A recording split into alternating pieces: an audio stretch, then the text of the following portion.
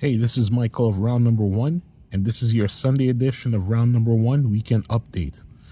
AAA Night of the Greats wrapped up its 2-week televised event last night, and today you're getting the quick results, an update on the WWE 2026 South America Tour, and confirmation that the shareholder lawsuit against WWE has been canceled. So let's get into it. AAA Night of the Greats, broadcast notes and quick results. So I originally assumed that the May 30th Night of the Greats special would air in full, but 2 matches were held back and made up for last night's programming.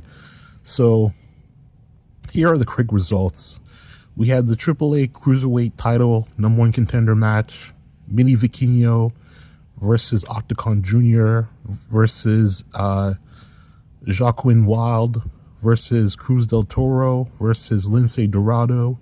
Lince Dorado becomes the number 1 contender to Rey Fenix's Cruiserweight Championship.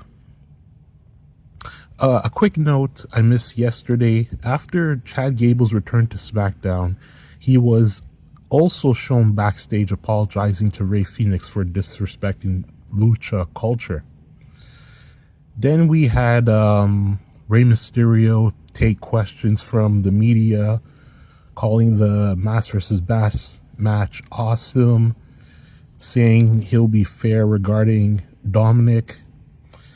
Also saying that Dominic Mysterio will appear on the June 20th AAA broadcast, and whoever holds the AAA Mega Championship at that time will defend it at Triple Mania 34 Night 2 in September. Given WWE's September Latin America tour and AAA scheduling, my assumption is that Dominic walks into Night 2 as AAA Mega Champion to face El Grande Americano at Arena CDMX on September 13th. As for the South America tour, here are the official dates.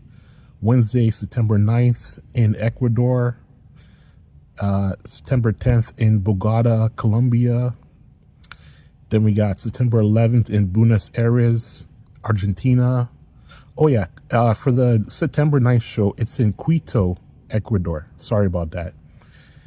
And we have the last show making up the South America tour, September 12th in Santiago, Chile. Now, WWE will be bouncing between North America and South America for most of September. Okay, so I want to take this time to bring up Triple Mania 34 prices. Night 1 is going to take place in America at the Luxor Theater in Las Vegas. Ticket prices range from $376.50 to $2,510 USD. Then for Night 2 in Mexico City at Arena CDMX, tickets start at $35 USD up to $1,150 USD for a VIP. Combo packages for Raw, SmackDown, and Triple Mania range from $152.55 to $1,516.92 USD. And as always with TKO events, you're going to have premium ringside experiences and other experiences available at higher tiers. So let's get into the main event of this Sunday upload.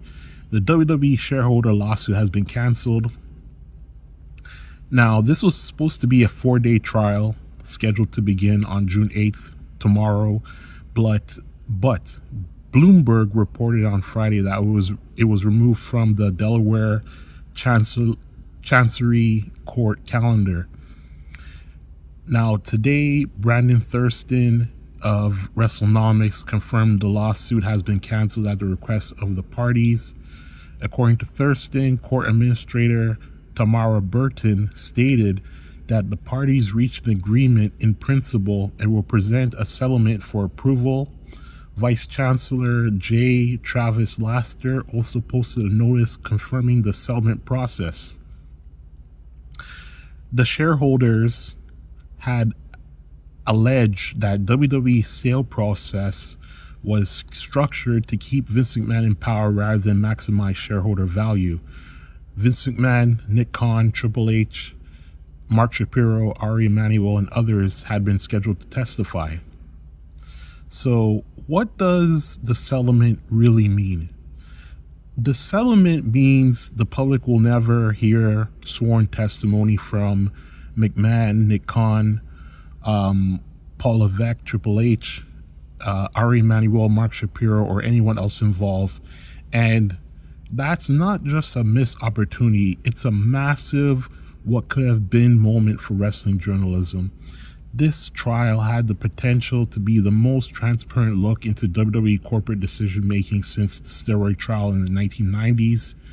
Executives would have been questioned under oath with cross-examination in a courtroom where the judge already had sanctioned the defendants for destroying evidence through Signal's auto-delete feature.